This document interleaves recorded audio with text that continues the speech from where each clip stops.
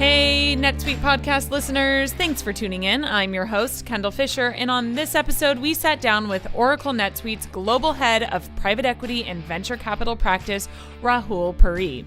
Of course, we dive into private equity and venture capital, their differentiators, as well as the trends we're seeing right now.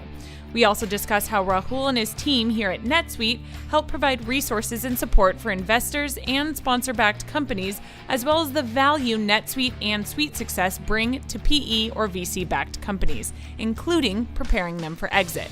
Stay tuned for all of that and more. You're listening to the NetSuite podcast, where we discuss what's happening within NetSuite, why we're doing it, and where we're heading in the future. We'll dive into the details about the software and the people at NetSuite who are behind all the moving parts. We'll also feature customer growth stories, discussing the ups and downs of running a company and how one integrated system can help your business continue to scale. Before we get into this interview with NetSuite's Global Head of Private Equity and VC Practice, I want to thank our sponsors over at Blue Microphones. Everyone has a story to tell, and if you're a storyteller, you probably know Blue Mics for their iconic Yeti microphone, which has helped millions of people find and amplify their voices. If you're thinking about creating your own podcast or recording some voiceovers, then you need to check out Blue's new YetiCaster, the complete mic and boom arm system ready to connect to your laptop, bringing the ultimate broadcast studio setup to your home or office. That's what we use for this podcast recording here at NetSuite in Santa Monica, and we sound pretty darn good, don't you think? To get your hands on one of these setups, visit bluedesigns.com and use code PODCAST at checkout for a special price. Hi, Rahul. Thank you so much for joining us on this episode of the NetSuite podcast. I'm sure our listeners are tired of hearing me say this, but as is always the case for any episode, I like our listeners to be able to get to know our guests a little bit better. So with that being said, can you tell us a little bit about your background and career trajectory before coming to NetSuite? Great. No, it's great to be here. I started kind of more in the consulting. I have an MBA. I started more in the consulting with Big Four, Deloitte, PricewaterhouseCoopers, and then I actually worked in a couple of startups.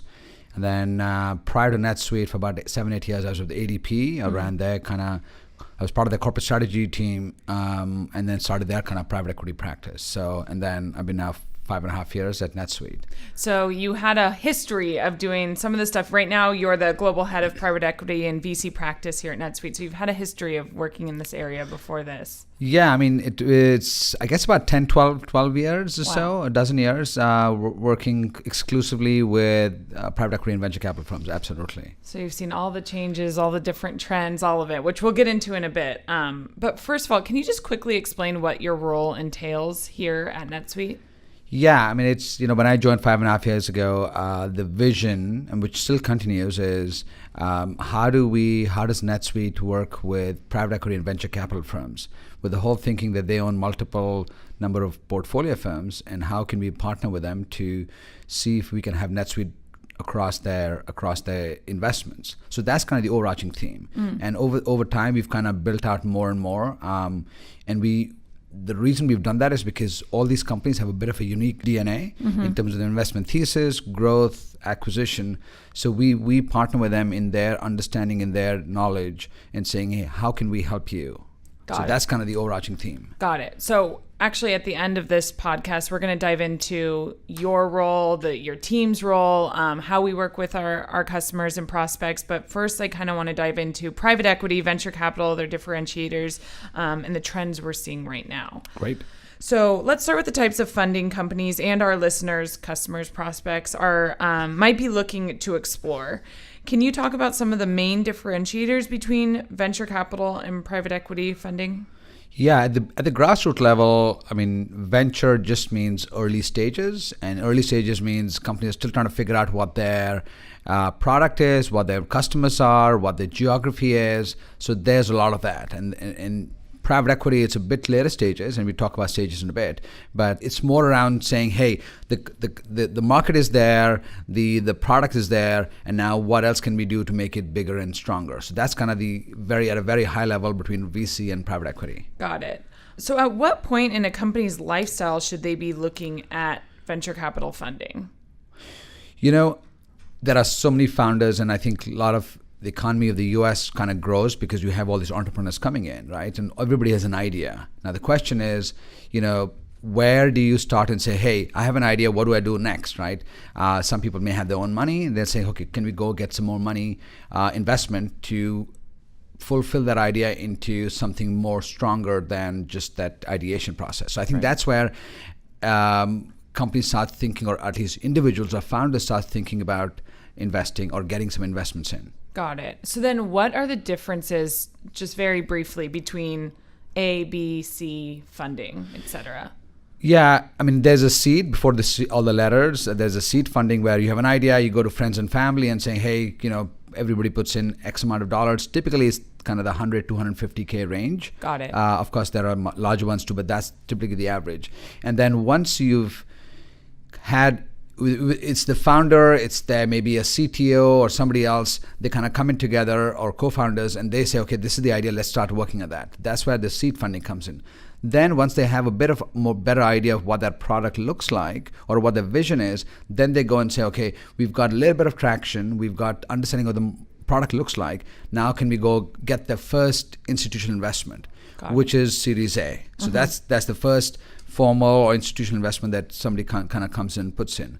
And then after that, and that's more focusing on, okay, let's go prove the product, functionality, and the market acceptance. So that's kind of the Series A piece. Okay, got it. And then the letters after that, incremental increase, you can have more headcount, more market share, international growth, etc. So then A, B, C, D, etc. kind of goes on. Got it, as you continue to grow. Yep. Got it. So then on the other side of things with private equity, at what stage should a company pursue PE funding? So I mean, typically what we've seen is 3 or 4 things happen when private equity funds. If I'm an owner or if a CEO or founder and I want to go the private equity route, so that means the company's already grown. They've got some validation in the market, there's a little bit of market share. Now the other trigger events are, I as a founder don't want to own 100% of the company and I want to take some liquidity out. So that's probably one reason that they will go to a private equity firm. The second reason could be they're looking for expansion and they're saying, hey, we are only in the US, we want to go to Europe and beyond. I need money for that. Got it. Third could also be developing new products in the market. And then the fourth I've definitely seen a lot is where they want to make a lot of upgrades to system, infrastructure, products, etc. So those are kind of 3 or 4. And of course, there's always the M&A where they want to acquire more companies and expand, right? So those are kind of 4 or 5 key themes I've seen where companies have gone down the private equity route. But that's from the owner perspective. There's a different perspective from the private equity side as well. So what kind of business transformation does PE backing typically bring a company? So from a business transformation perspective, there's product, there's customers, and then there's geography. Those kind of 3 things, right? So all those are, I think, obviously all 3 can change, but as investments come in, the transformation is happening first. Okay, let's say the vision is I want to go expand, or I've only been in the US, now I want to go to Europe and Asia. Right. So that becomes a big portion of, and that has a trickle-down effect. You need systems, you need more people, whether it's sales, product development, local language, localization. So I think that's where a lot of the change management or business transformation starts coming in, and then as a private equity investor, they start coming in and kind of helping the company think through how you can go through that growth spurt, for example. Okay, got it. So moving on to trends a little bit in the VC market, we've seen larger and larger funds being created in recent years. What's contributing to the influx in capital? In the last 5 years, the median venture fund size was between 40 and 50 million, right? In 2018, it went up to 80 million, which is a big jump, like double, right? And you kind of think about it, is a couple of things are happening. One, the valuations for each of these companies. You can see, 18 was a big market from a public equity perspective, and the valuation is really high the last couple of years, right? Or even more than a couple of years. So I think for them to say we got 40 million, got to make another, let's say 10 or 15 investments, those each have increased in value. So that I've definitely seen that. We've also seen what I call the SoftBank ripple effect. I mean, that SoftBank raised $100 billion, right? As an investment fund. and they're going down market, up market. So a lot of the VCs are saying, hey, we need a bigger fund to kind of go compete with these. So I think those are at a very high level. I've seen trends that have driven larger funds in the VC space. So then what impact do these larger funds have on exit types and times? Well, the larger fund means they're paying more, obviously, right. Which is always interesting. And that's why, you have these frothy valuations coming on. I mean, you look at this company, Automation Anywhere, which is interesting. They raised $600 million as a Series A. Right, that's probably one of the largest series I've ever seen. Right, and they are obviously in the bot space, so they're trying to automate, and both kind of B2B space, obviously, right now, I think. But that's huge, right? So the impact, I think, is the exit becomes interesting, right? So when you have all these unicorn companies at billion-dollar plus valuations, for them to exit, that's why it's going to be interesting to see whether they go the IPO route or will they stay. Obviously, a lot of people, all these billion-dollar companies will want some liquidation happening. We've been hearing that 2019 could be a record year for IPOs. Do you agree with that based upon this? If you asked me that question 4 months ago, I would have said absolutely 5 months ago. But then I think you look at the public equity markets, which has correlation to the private equity market as well, has been painful, for lack of a better word. But you also, I mean, Uber, Lyft, Airbnb, Postmates, etc., all have said they're going to do an IPO in 19. Right. But that was announced probably a quarter and a half ago. And if the markets are as volatile as they are now, I don't know I don't think they will have a huge IPO spurt in because if I'm an owner of a $1 billion plus company, valuation wise, if I'm not getting the much increased valuation, will I go to an IPO market? I don't know. Right. So I know all the things I've read so far are saying it's going to be huge, but I think it'll depend a little bit on the public equity market too. Well, we'll just have to wait and find out, I guess. Yeah. Can you talk a little bit about the overlap of private equity that we're seeing in the VC space? Absolutely. It's interesting. Mega funds are actually now creating or starting a smaller fund as well. So I know like KKR, I think a couple of years ago, had a 700 million plus kind of growth fund. So these mega funds are all, and I think the reason is they all want to get in early and look at a chance to compete with the VC so that they get these companies early on, because otherwise they're paying way too much later on. So, right. I mean, not even KKR, but you look at a lot of other large funds have kind of created what we call as a growth fund, where they are going down market, 10, 20, $30 million kind of businesses, which was unheard of probably 5, 7, 10 years ago. Why do you think that is? Just because of the amounts of money that's going into VC? Two reasons, I think, right? So one is when these large funds, by the time those companies have kind of grown, they're paying a lot more at later stages. So they're saying, hey, can we make a small investment early on and see if we can kind of grow those companies and have a part of that kind of growth? So I think that's the driver one in terms of why they are coming down market, for lack of a better word. And the second reason also, our generation, as we've kind of gone through this, is going through a lot of technology, the way everywhere, but B2C, B2B, daily lives are changing, right? And that's driving a lot of user adoption. And I think, so a lot of these funds are saying, hey, where, like you talk about, I talked about Automation Anywhere. I mean, if that's the growth where automation is going to be everywhere, where bots are going to take over the world, where do the PE funds then come in and say, hey, I want a slice of that? So I think those are kind of some of the big drivers that are making them think of, hey,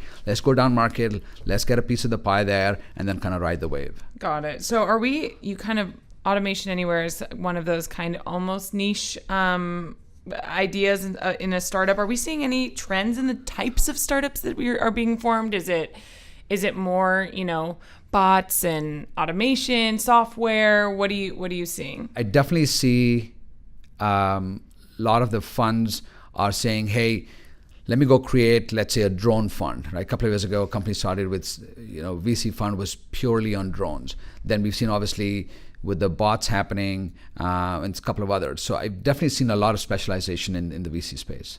Okay. So what does that do to competition in the VC space? Any company or idea that is out there, multiple VCs are vying for it, right? Right. And a lot of times, a lot of VCs will separate themselves out by saying, hey, we can give you the money, but I think the really strong ones are separating themselves by saying the value add to the founder. The value add could be access to market, not only from a funding perspective, but also access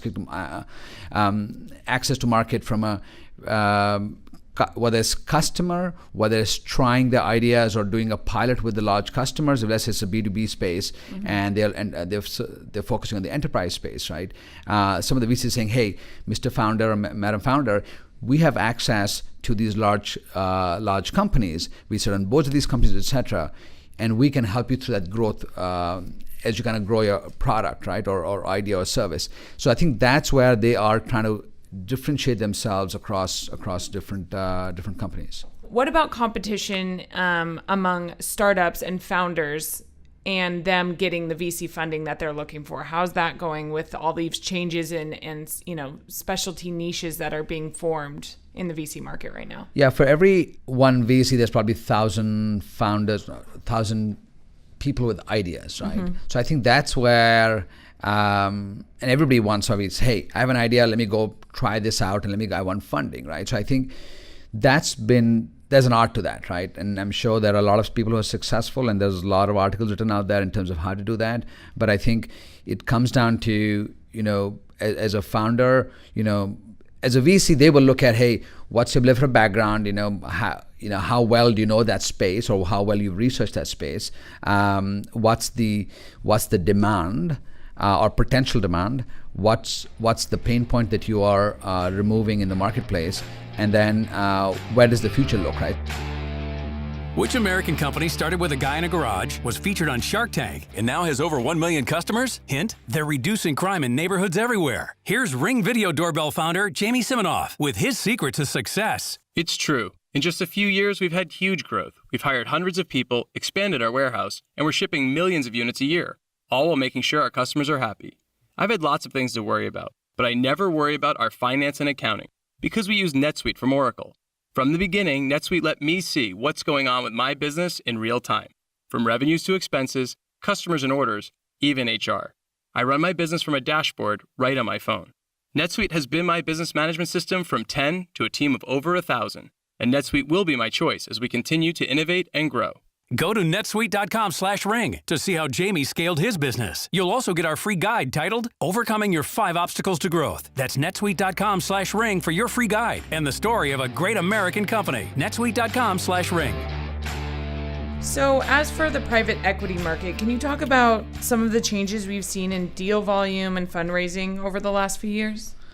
Yeah, I mean, there's in 17 there were about 4,500 deals, valuation around $600 billion. By end of Q3 of 18, there were 3,500 deals at $500 billion valuation, right? So the deal volume is definitely low, but the valuations are way higher. So talking about, again, we talked about the VC space, the frothy valuation is exactly the same thing in the private equity market, right?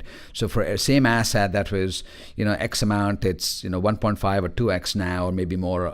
So that's definitely seen a huge bump in the deal value, and maybe not so much in the number of deals. Got it. So is this something we should expect to see in 2019, and how will that impact companies that are looking for funding?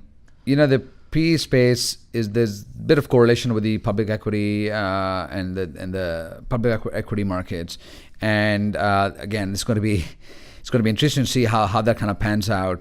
But I still, at least in the foreseeable future, I see the multiples still to be high. I mean, on an average, multiples are 6 to 8x across in certain verticals and industries. It's in double digits, but I definitely see that for the near term, valuations to be still high.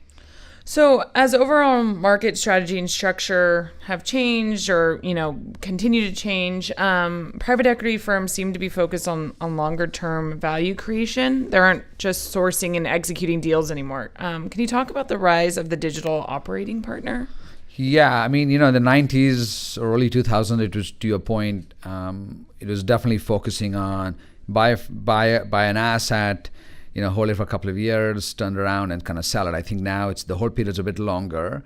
And a lot of so in the early 2000s and 2000, I think till about 5 years ago, we had deal partners. Now there's a sizable operating partner community, and then now I think a lot of the firms have, like you said, digital operating partners, and their focus is, hey, whether it's B2C, B2B space, the whole experience from a user perspective has changed. Whether you're B2C or B2B, right? The whole user experience changed. So a lot of the PE firms are saying, hey, how do I get somebody who wears that digital hat? I know that's been used quite a bit as a word, but how do you wear the digital hat and try to think about their portfolios to digitize? And you think about manufacturing space, for example. Typically, they haven't looked at technology. I mean, you look at the whole in the North America, look at manufacturing as a vertical, right? They haven't embraced technology as much as, let's say, obviously a software tech firm in comparison, right? So I've seen, whether it's retail, manufacturing, I've definitely seen private equity funds that are focusing on these two kind of verticals, right, hiring these digital operating partners with the same idea, hey, how do I help my portfolios think more digitally to connect with my consumers or customers and kind of elevate their experience? So can we dive just a little bit into that a bit more? So how are firms looking at technology to expand their portfolio as they continue to expand their portfolio? So I think there are a couple of things they're looking at. At a broad level, they are trying to say, hey, how do I automate pretty much everything, right? So that's a very, I know it's a very generic term, but that's exactly what that is, right? And then you can kind of do a double click and then say, hey, what else can I be doing, right? So whether it's the front office or the back office, right? Front office is all about the customer experience, how to do that. But then if your back office is not in sync with that, for example, if I'm a customer and I go on a website and I want some information about buying a product, great. But if I want information about what I've done in the past, I need to go ping the back office to understand a little bit more what's happening. So I think a lot of companies are saying, hey, my customers are no longer in North America or in the same geography. They could be global. They're accessing data through phones, through whatever else. Right. That's why I think it's really changing the way these companies are thinking. And that's how all these private equity funds and their operating partners or deal partners are kind of helping the executives think through that transformation. So how are firms achieving post-merger integration and growth efficiencies? There's a lot of add-on equities. When I say add-on is, private equity company will end up buying a company and then saying, hey, in the next year or two, I'm going to make another 2 or 3 or 4 acquisitions, make it bigger, and then hopefully exit with a much higher multiple. So to your question, which is very valid, I mean, there are some firms that will do 3, 4, 5 add-on acquisitions to the platform they've already bought, and then the whole integration piece comes in a very, very critical aspect. So some firms will take the thinking of, hey, let me do the big bang approach, which is I'm going to buy a company now, make sure they have a scalable platform, and for example, NetSuite comes in place. A lot of those companies where, hey, let's put a scalable platform so that every time we add a company on, it becomes seamless. It's right? all integrated, yeah. Absolutely. And some cases, I know there are a lot of times where they've said, hey, we're going through a lot of change right now with the acquisition. Let's make all the acquisitions and then we'll make the change. So I mean, and there are obviously kind of permutation combinations of playing between those two scenarios, but that's typically what I've seen. And forget even ERP and NetSuite, but any kind of other system that they look at, that's what they're kind of toying with the idea. Depending on the size, complexity, they're making those decisions early on or later on. So this is a perfect transition into your role and your team here at NetSuite and how NetSuite can help with all of this. So what resources do you have and what support do you provide for investors and sponsor-backed companies? In the 5 years, a team has grown a lot. And why has that grown? Because there are obviously a lot of private equity and venture capital-backed companies. So my team exclusively focuses on both private equity and venture capital backed companies. And like I mentioned earlier on, they're very unique. They're different from a non-PE VC backed companies because their growth trajectories we assume that's fairly high, so whether through acquisitions, organic, inorganic, right? So my team is, a lot of my team members are either ex-investment bankers or have worked in the private equity space, and they understand the detailed nature of these transactions, right? For example, we've done about 550 plus transactions in the last 5 years that my team has done, of which probably 10 or 15% have been carve-outs, right? So you think about carve-outs, they get divested from larger organizations and they need standalone. So we have the bandwidth, the background, the expertise to help the private equity investor or VC investor think through, hey, what do you require when you stand up a company? You made an acquisition, what do you require? These are 5 things. So we kind of help and think through that. And we also talked a bit about technology value creation. What value does NetSuite bring to these PE or VC-backed companies? A lot of these companies are going through a lot of change, right?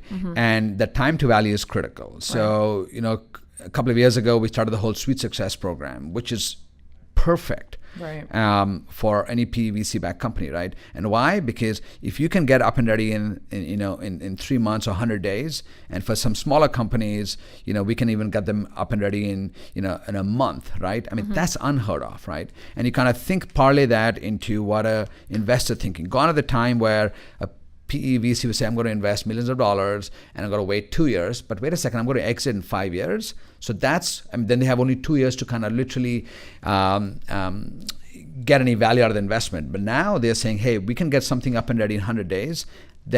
So they are going way early on and putting kind of something like Suite Success so that they can reap the benefits later on. So I think that's driving a lot. And you touched on this a little bit earlier, but also why specifically in the PE and VC world is it so important to have a scalable platform? 2 or 3 reasons. One is, they're going through acquisitions, right? So they're going to make, whether acquisitions are happening cross geography, cross products, cross platforms. So they need something fairly quick. And the number one reason is minimizing risk, right? You definitely can't eliminate 100%, but if I can come in and say, hey, we'll minimize the risk, there's a high probability of this getting up and ready in 100 days than anything else, that's where they're going to do that, right? Yeah. For them, repeatable and lower risk is key. And of course, cost is also a play for them. We partner with a lot of PE firms exactly with that same thinking. Hey, we understand what your companies are going to go through. And those are 3 things we definitely help them with. But again, same with the exit, right? So now if they're exiting, whether it's public markets, they definitely need something more robust, right? They're not going to put something on a non-scalable platform out there which doesn't have a lot of the checks and balances like a system like NetSuite has. Definitely. And this is not from Rahul saying at NetSuite, but these are private equity investors and venture capital investors are saying, hey, when we are looking, and especially when PE firms make an exit to let's say a secondary, which is another private equity firm, same thing from a buyer perspective, they're looking at the same numbers, right? So I think that becomes very critical for a potential buyer to make sure how good, when I say good, is how scalable the platform is, how robust it is, and can I have ease of more add-on acquisitions? Right. And this doesn't just come from Rahul at NetSuite. Like yes. you said, this comes from 12 years of experience, which was, you've been here for, what'd you say, 5.5 years? 5.5, 6 years. Yeah. So, that's another 5.5, 6 years of not NetSuite that you've experienced this. Yes. So I like the way you say that. Yeah, so we have to let our listeners know you're not just, drinking the Kool-Aid here. There's also, data and experience and history that backs this. So how can companies get involved with your team? So very easy. You can send an email to privateequity@netsuite.com. That's one way. That's an easy way. Obviously, you can reach out to me. My email is rpuri@netsuite.com, and I have a dedicated team, as I said. So, and regardless of shape, size, we can help. And one other comment I like to make: even if you're out there, companies out there that are looking for funding and they need help, they can reach out because we work with a lot of investors, right. And we would be more than happy to connect those founders or CEOs of companies who are looking for the next growth from funding perspective, and we'll make that introduction. Awesome. Well, I'll make sure to include that in the description of this podcast episode so that people know how to get in contact with you, as well as a link, to ns.com. But I want to wrap up with just a couple of kind of big concluding questions. The first being, what advice do you have for businesses and business leaders that want some clarity on whether they should start looking for potential investors? Yeah, I think the question that those leaders have to ask for themselves, why are they looking for funding, right? Right. And like we talked about, whether it's product, whether it's more than double number of people, expand geography, acquisition. So when you have those, or even, hey, if I'm a founder and I own 100% and I want some liquidation, absolutely. I think those are, or I could be retiring tomorrow. I want to get out of the business, right? So if there are those are 5 or 6 reasons, absolutely. I think that's the starting point, and saying, hey, and then you have to go and find out who, depending on which industry, which vertical, which geography you're in, whom to target. And of course, NetSuite can help, and my team can help in kind of figuring that piece out. But I think that's the basic question that every founder or business leader has to ask themselves first. And kind of moving into the PE side of things, what are some of the signs that a business is ready for specifically a PE investment? Well, it's talked about it both. earlier, Yes, but it's both. I think from a growth perspective, absolutely. New geographies, new products, hiring more people, etc. But also, I think companies that are not doing well. Right. Okay. I think that's also interesting for them. It's not, but maybe they need a change of management. Maybe they need some help from an investor to think about how to turn the businesses around. I mean, there are a lot of PE firms I work with who love investing in companies that are not growing a lot, but maybe they're cash flow positive, and so they will invest in them as well. And some companies do only turnaround situations. So regardless of what your situation, you could be in high growth, you could be kind of onesies and twosies, or you need some turnaround help. There are investors in every shapes and size to kind of help through that. So kind of from that, in a summarized bit of advice, what would you tell executives considering PE investment? Talk to NetSuite. There you go. Well, email in the description of this episode.